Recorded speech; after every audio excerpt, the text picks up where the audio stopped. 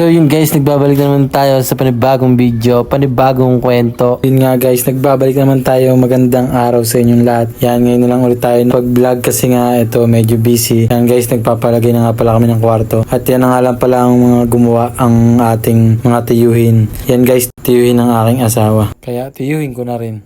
Later. Guys, happy Mother's Day. Happy Mother's Day. Yan.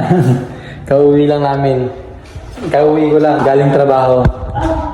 May kwarto na guys. Ito, ano ko na lang yan ako na maglalagay para at least tapos no.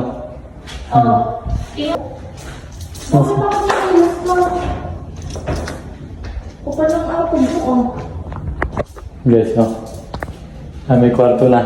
Kwarto namin, tapos kwarto na ito. Ito. Kwarto ni Jeep.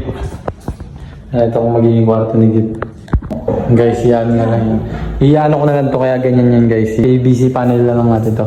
Tapos ang natirang kusina, ay sala, yan na lang ang sala. Yan.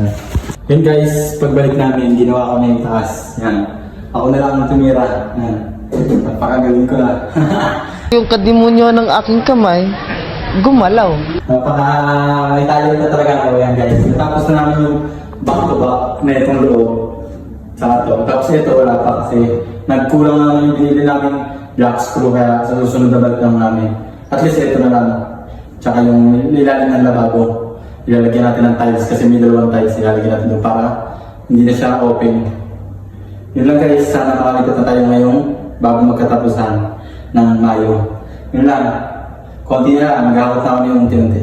Papakita ko sa inyo guys yung paglipat namin at yung unang araw namin. Siyempre, ang mga ipapasok namin yung mga bigas, mga ganyan, mga pamahiin. Pero ang gagawin ko, hindi ko napapabasbasan. Siyempre, ako na lang magbabasbas. Pabasa pa yung narinig nyo? Ulit-ulitin ko pa ba?